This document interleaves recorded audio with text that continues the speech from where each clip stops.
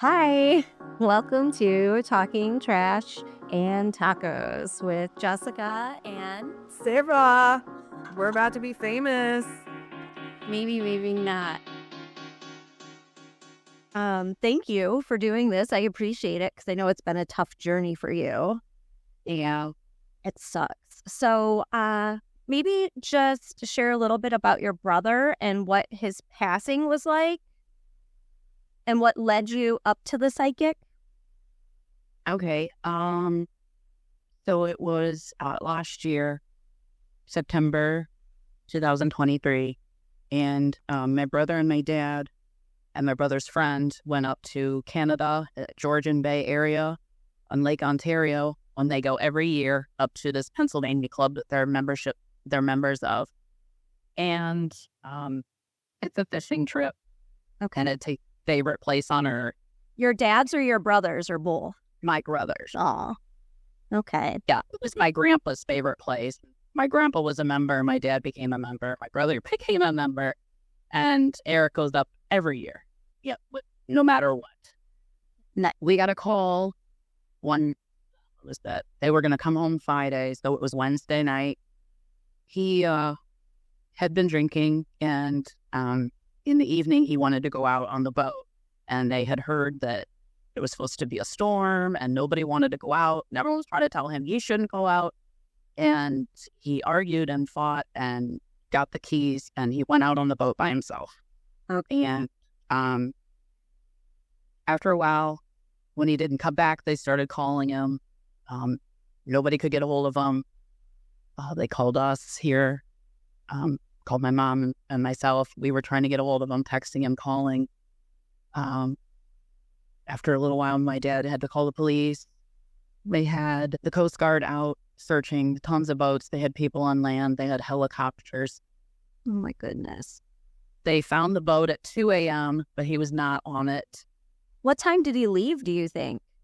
He left it there. 6? Okay. I'm sorry if you said that and I missed it. We got, when my dad got home, I got my brother's phone and I went through it and there was a whole timeline basically. He made a video to his kid. He left the cabin. There was a text or a call from my brother's friend because Eric went down to the boat and the keys weren't in it. And he told his friend, give me the keys. That was the phone call.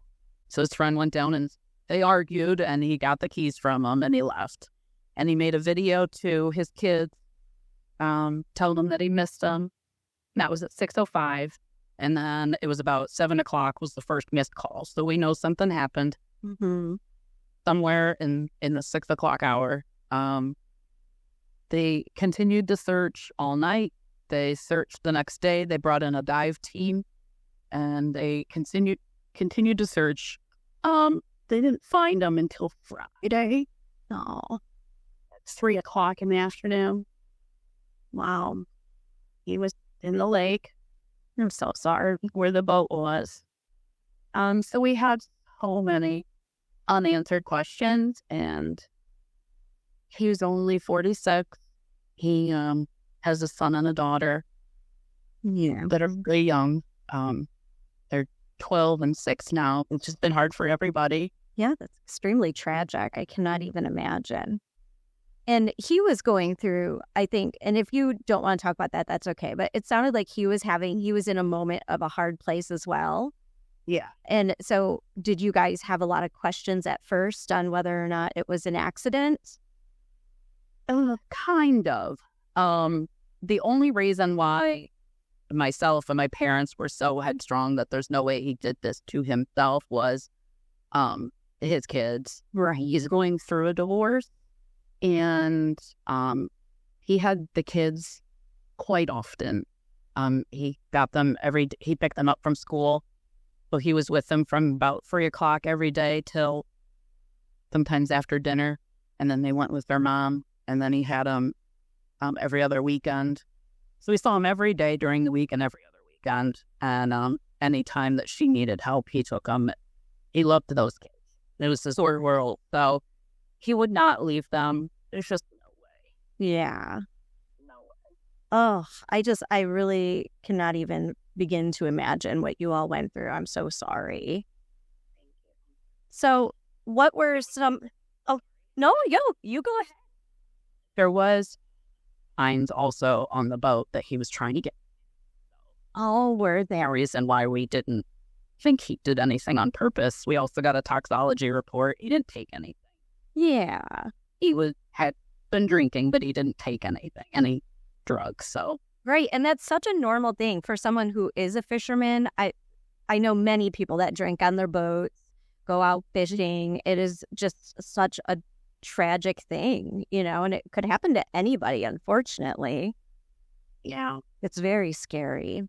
So what led you to the psychic then? Like, did you have lingering questions or?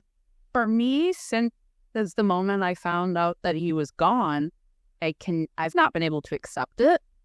I've tried grief therapy, one-on-one. I've tried the group therapy.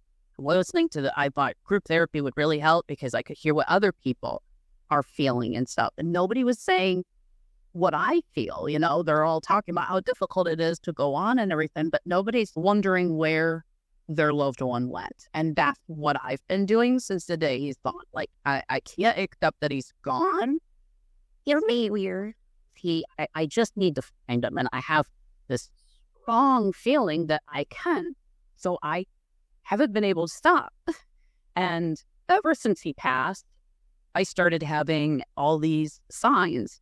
I see like triplets of numbers, like 111 or 222, 333, all the time, all day long. Since the day he's left, I have all kinds of signs that have happened to me in my home and other places. And I feel like he's trying to communicate with me, so I feel like I can't stop trying to find him. No, that makes sense. I mean, especially they say stay in tune with like your body, right? Like in those types of feelings. So that's very cool. I too have an issue with this. Like I want to know where they went. Like it's so strange to me that someone's here one day and gone the next. That makes no sense. I know. I'm supposed to just accept it. It's whatever he says. That I cannot. And I strongly feel like I'm going to see him again. And I know I will when I die, but I feel like I'm going to see him again before that. Mm-hmm. So it just. Well, if you do, I need you to call me and tell me. Because I am just as intrigued as you are. Yeah. How did you find the psychic that you found? Do you want to share that with like who she was, where you found her, and what led to that? I just started Googling. I mean, nobody had anyone to recommend. Okay. So I just started searching, and I really honestly don't remember why I was drawn to this one lady in particular. Yeah. I won't say her name just because I don't know if she would be upset, but she lives just over the border in Michigan, and she does it out of her home, but now it looks like she's only doing it online. But I did go to her home, and I think what really got it for me was right before I left, my mom was going to watch my kids so I could go, and I dropped them off at her house. When I got there, she came out of the house crying. I mean, frantically crying. And I'm like, what's wrong? What happened? And she said that she was trying to go through my brother's clothes because she wanted to get them together to donate. And I went to the medium immediately after his funeral. Like I needed to find somebody. I needed to talk to him somehow, some way. So not a lot of time had passed. Okay. So I'm talking to my mom and letting her know there's no rush. We do not have to get rid of his clothes. I will take everything and keep it at my house if it was too hard for her to look at. But, she was just trying to do too much too soon, and she needed to stop. And I got her to calm down. And I left. And I went and had a meeting with the lady. And it was probably halfway through when she told me that he just said to her, it's okay to donate. Aw. And so when she said that, it really stuck out because that's what my mom was so upset about. And we weren't talking about that at all, the medium and I. So when I told my mom everything and I came back, it was the donate part that made her just lose it because She felt like he was really here. He's here. He sees what we're going through. He can hear us. And he communicated that back. So crazy. Yeah. I mean, she knew several things. She knew he was a truck driver. She knew he had a drinking problem. She didn't say that he fell off the boat and drowned, but she knew a lot of stuff about him that I gave her nothing. Right. I didn't even want his name.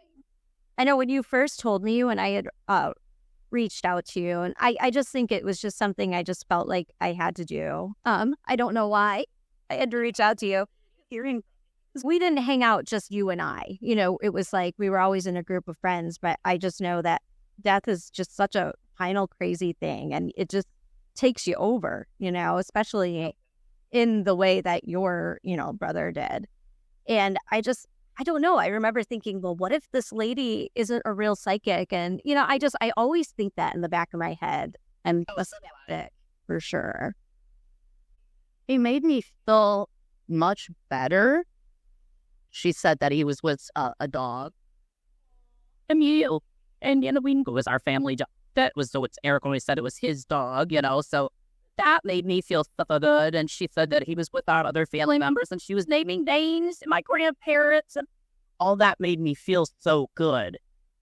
Gave me a sense of relief. It didn't take away, though, that feeling that I need to find him, because I haven't stopped. I mean, I guess in my head I need to lay eyes on him, and until the day I do, I don't know how to start searching for him. Yeah. Does he come to you in your dreams? I've seen him several times in dreams. It's been a little while, and that stinks. I look forward to it every single night. I asked him to come see me, and in the morning I sit there and I try real hard. Did I dream of him? Can I remember anything? But I have had dreams. The first one was really good because he looked really great. He didn't have any gray hair, so he was smelling a lot, but he smelled a lot, and he just looked really good. So that made me feel good. And then his best friend growing up passed away when he was 18. Oh, wow. I'd had 2 dreams of those done together. That's awesome. So that makes me feel really, really good. Yeah. But yeah, whenever I'm feeling really, really down, I feel like I get a sign from him that brings me up, but it just never takes away that feeling that I have to keep working, trying. So you emotionally felt a connection when you talked to the psychic, kind of just that she was in tune to your brother. Yeah. Yeah, I did. Okay. That's very cool. I did reach out to her, and I was like, she didn't respond to me. Oh, yeah. And I was thinking she probably just thinks I'm psychotic. Oh, well, God. Because I'm like spewing this information to her, like, oh, Erin said that this, very healing for her, and I've lost 2 people. And I was like, oh God, or, my mom committed suicide and she was really abrasive. And I was like, did my mom scare her? Like, does she just not want to get involved? I don't know. I'm so curious. So maybe after I reach out to her again, I don't know. But if she would talk to you, that'd be wonderful. It would be quite an experience, I think. So has she influenced your perspective on grief at all, or afterlife? Did she talk to you about any of that? No. I've just kind of dove in myself. Like I said, I don't know what to call it, a spiritual awakening. I don't know. It's just since he passed, I've had all these different feelings and thoughts, and I see everything. I see the whole world differently now, and researched a lot on my own. I've gone to see quite a few different psychics and mediums. Oh, you have now. So I definitely went to a fake. Oh yeah, and I was really upset because they're taking advantage of people. Yeah, and that's what's hard for me is you don't want to waste your money on something like that, and it pisses you off. It pisses me off because I'm emotionally crying, upset over the loss of my brother, and then you're going to make up this far-fetched, ridiculous, stupid story I mean, she went all out too. And I thought, you didn't need to do that. Right. So that pissed me off. And then it makes you think, well, is everyone like this? And then it even made me doubt the first lady I went to. I thought, well, maybe I was just so hopeful that I was grabbing on to anything she said and manipulating, making it seem like it, just to make myself happy. And that's what I think would happen to me, because it's like once your brain already thinks about it, you're making all these connections, right? Yeah. So I'm sorry that she made you question that, because that was a good experience for you, the first one. Yes. Oh. Giving up. Love will get just an amazing rating. And it's been a really long time since I've had one. So kind of getting that urge again. I don't know if I want to go back to the lady I first saw or if I want to try someone new. I'm not sure. But we'll be doing something here soon. Did you see that Long Island medium came to town not too long ago? I have seen that. He was coming to the Stranahan like the week after my brother passed. And I was so tempted to get a ticket. All my friends were like, oh, the chances of you being picked are slim to none. And it was like $75 ticket. I just ended up not doing it. But there's also that Tyler Henry, I think. I am obsessed with him. I think he's the real deal. And Matt Frazier is my newest one that I've obsessed with. He seems like he just blows me away. So it would be amazing to be able to get with one of them. But, I mean, your odds aren't that good. Right. I know. Especially that Henry kid. He does a lot of celebrity things. He's really up and coming. I mean, I just don't want to say there's no way he could be fake, but I just don't think so. I mean, I just wish they told us more about like the afterlife. Like, what the hell is actually going on? Like, I know. Is this just energy, or are you just honestly like reading people's minds? Like, is that a thing? And like, there really isn't an afterlife. They just know. I don't know. Have you ever thought of that? Oh, God, yes. I've watched all kinds of documentaries and movies. I saw that one by Angel Studios, After Death. Did you see that? I saw Surviving Death. I don't know about After Death. So it was a bunch of people that had near-death experiences where they actually did die and then came back, and they tell of what happened. So I gotten really sucked into those. I love those. Yeah, most people kind of tell the same story. Like, it's warm. Yeah, I've heard where one, though, that you go to, like, you're in outer space and you're, like, going to different planets.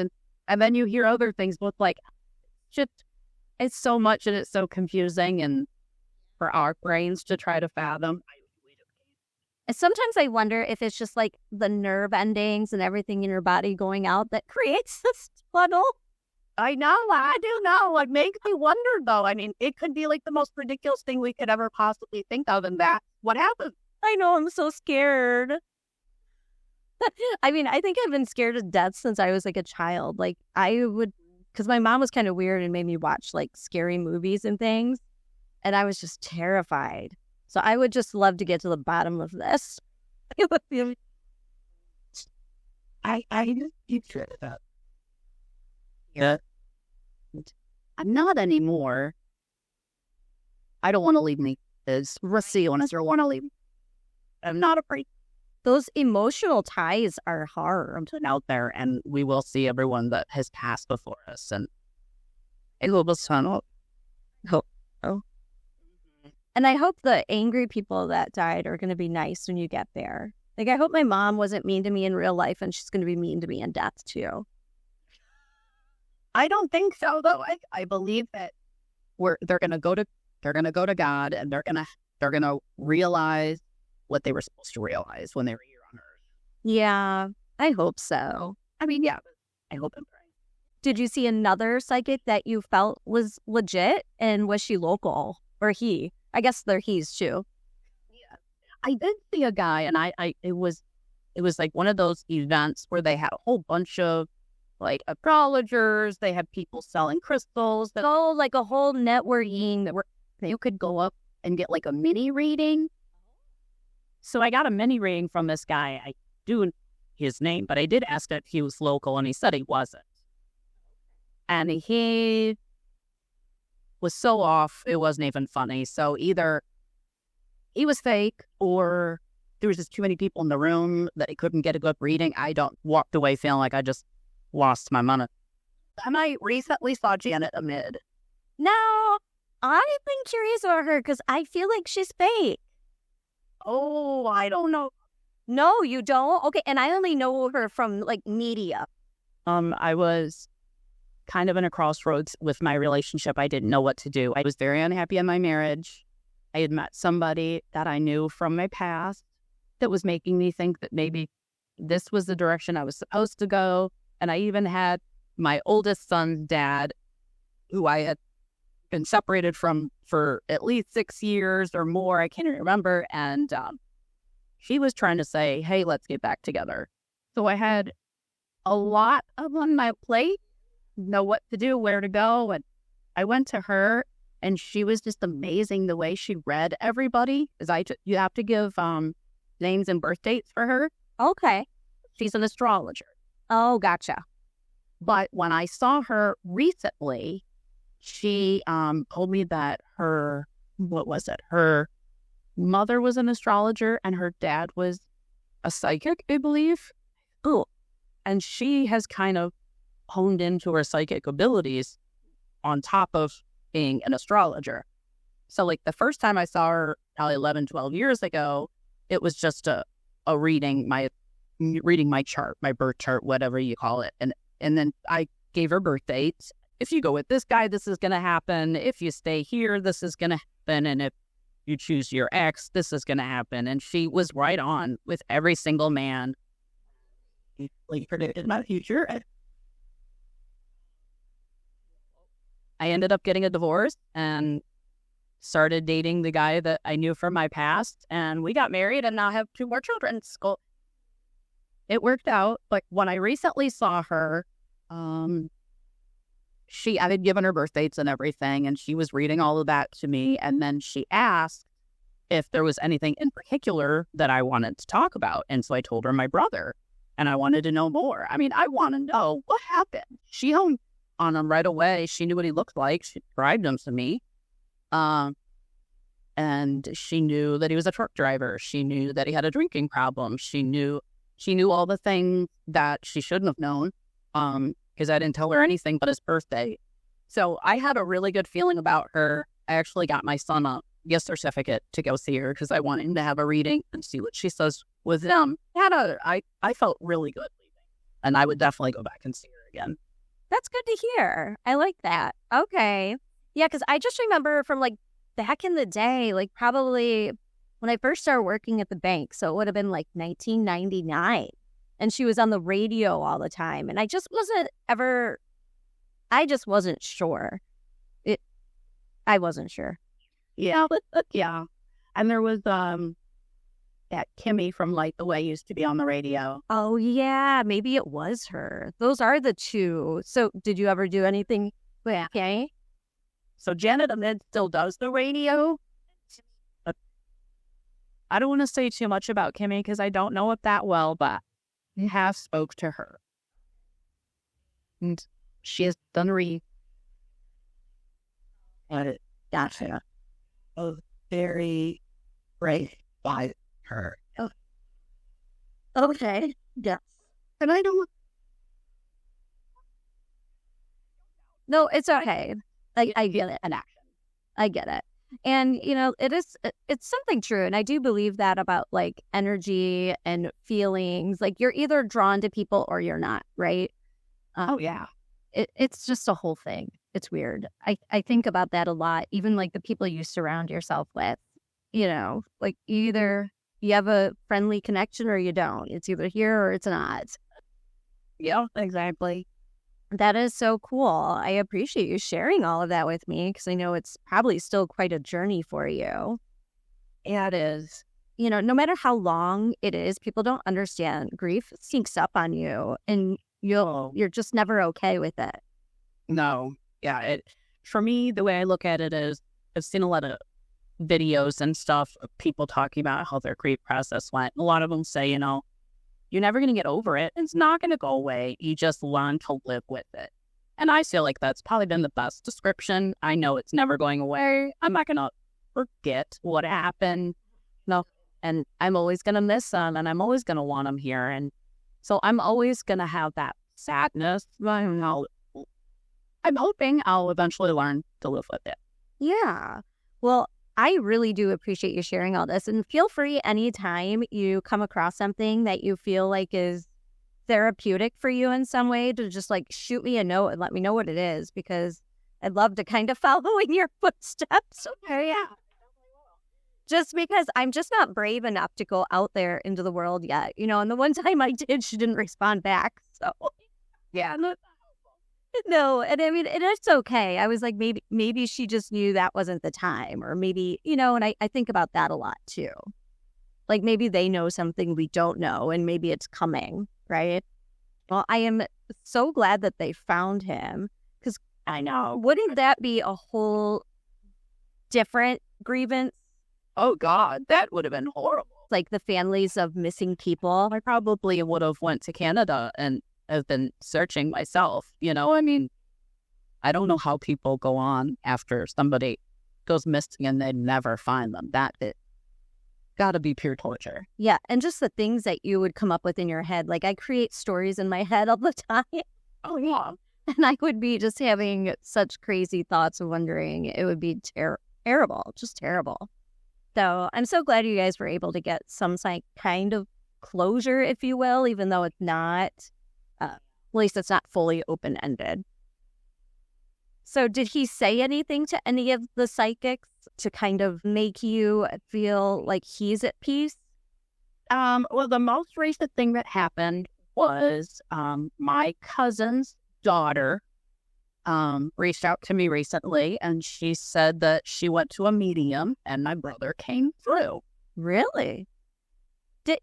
Can you repeat who that was again? Did you say it was your cousin's daughter? My cousin's daughter, yeah. She's about the same age as my oldest, 24 years old. That's interesting, because that's kind of removed, so it's neat that he came through. Yeah. So, and he, and this was, let's see, she lives in Michigan, and I don't talk to her often. We'll talk on Facebook and like each other's posts and stuff. We don't see each other too often or think.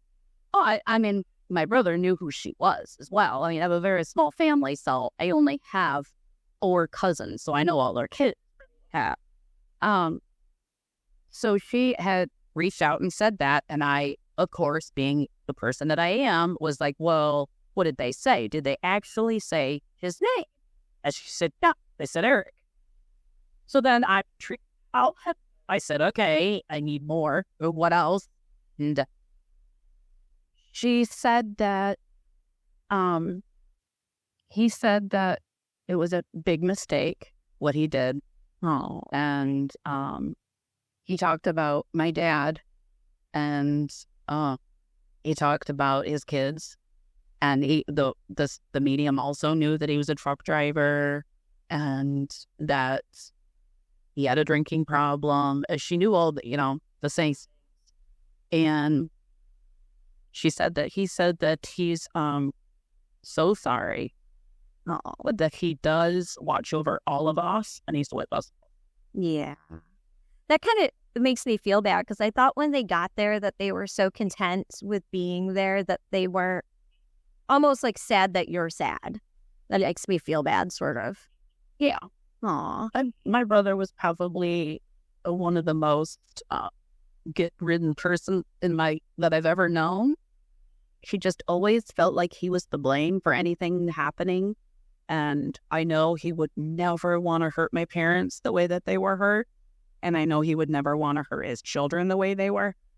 So I know that even if, you pass over and it's this glorious, wonderful, I never want to go back to Earth, there's no way that he just completely forgot about his children and his parents and how much we were grieving over here. There's just no way. I know he didn't want to leave, and I know he has guilt and pain in his heart, and it just, I don't know. That's a tough. There's down so much. I'm so sorry. I My dad was an alcoholic, a super kind and loving alcoholic. And he had a lot of guilt. Like, I remember he would always, like, if I was crying, he would cry, and it would make me feel so bad. But do you think sometimes, like, that's why they drank, to cover, like, mask their feelings a little bit, because they're such emotional people? Yes, I think so. Yeah, I think a lot of alcoholics are like that. I think it's just not knowing how to cope with emotion. Yep. That's interesting too. Yeah, it always was that he would say stuff like, I'm more fun when I drink. No one likes hanging out with me when I don't drink, which is not true. But, in his head, that's what he thought. He thought he was the life of the party. And yeah, Sarah and I did a whole podcast on inner voices, because apparently not everybody has an inner voice, which I didn't know. Yeah, I just found that out recently, and because I definitely do. Yeah, your inner voice can be harmful if you can't control your thoughts, Yeah. And maybe that's part of it. Maybe he didn't know how to change his narrative a little bit. I think so. I think the self-esteem issues were bad, and they were all in his head. They really were, but if you don't go to therapy and you don't take care of your mental health, then you're going to resort to something else to cover up everything. It's going to happen. I agree. Yeah. Mental health is a thing. Just embrace it. Go with it. Like, I know. So, when I really knows that. I think it's because, like, our parents, and I don't know how yours are, but my mom would make fun of me. She's like, oh, you're just like your father, and you're so sensitive, and why do you even get upset about things, And then I would be on meds, and she'd be like, oh, you're so weak. Why are you on meds? Well, because I need them. But I have issues. Yeah, Help me. I just think it's so funny how some people just think about it as a weakness, like it's a weakness, and it's not. No, not at all. Yeah, so that stigma is kind of crazy to me too. How are your parents through all of this? Oh, they reacted. I mean, this killed them. I mean, it just devastated both of them. My dad being there, it was horrible. He had to, the police wouldn't let him go out and look. So he had to stay on the island and just listen to helicopters flying over and watching everybody searching, but he couldn't do anything. Oh. And it killed him, absolutely killed him. But my parents reacted a lot different than I have. Where so once they found Eric's body, they sent his body to Toronto for the autopsy. Oh, yeah. I didn't even think about how it's a whole different country. Yeah, it was interesting. And so where he was in Georgian Bay area, the closest place to go was Toronto. And I guess everything, that whole area filters through Toronto. So he was there a couple days, or they were able to bring his body back here. And the funeral home asked if we would want to see him when he gets back to mommy. My parents did not. And my dad was also asked if he wanted to go see my brother when they found him in the water, and he said no. Now, I don't know. I've never lost a child, so I don't know what I would say and do in that moment. But when they asked if I wanted to see my brother, I said yes. Okay. I was the only one that went to see him when they brought his body back here. My brother's friend went with me, so I didn't go alone. And I'm so glad it did. You did that. I'm not saying my parents needed that. Not what they wanted, or it would have hurt them or made it harder. They did the right thing. But for me, I needed to see him. Yeah. I knew, even though, what are the odds there was another body in the lake, but I had to know that was my brother. Right. I would just be such a nervous wreck because of the whole water situation and not knowing what I was in for, per se. They did warn me that if he did not look very well, that they were not going to let me see him. And I was a bit upset about that, because I thought, well, I can handle myself. You're right. You're not telling me. But I was lucky when he got here, they said, everything looks good and you can come see him. So I didn't have to fight anyone, but I was hell bent. I was going. Yeah, well, good for you. And it's true. Everyone grieves so differently. Everyone has different wants and needs when it comes to that. Yeah. So I'm glad you were able to do that. I think that was very brave of you. I don't know if I could have. It's so weird to me because everyone that's died really close to me, like my mom and I were really estranged from one another. So when she had committed suicide, I had not seen her in years. Neither had my children, my sister, no one had seen her in years. And she lived here in town. Well, my dad lived in Texas. So when he died, it was almost just like he was just still visiting Texas. So I see what you're saying about not seeing it because it kind of still feels like it's not real because I didn't see any of them. Yeah. It just feels like, I don't know, like life just moved on. I don't know. It's very strange. It is. So at least you got to see them and yeah. What would be the odds? Oh my God, if you did walk in there and it was someone else? I know. I mean, I'm not laughing like it's funny, but Yeah, but being funny. I mean, nobody has. No, that's very true. So that doesn't know him, I need his buddy. I mean, come on. No, that is a fair statement that I did not even think about. Yeah, literally nobody. In my head, I kept telling myself he got off the boat and he got on land. He knows that area so well, and something happened where he got off the boat. He tried to get back in. He could. Maybe he was closer to land, and he thought, I'll just go get on land, and they'll come find me. And so for the longest time, I refused to believe that he was in that lake. It was a hard pill to swallow. I needed visual proof. Yeah. Well, I'm glad you were able to have that.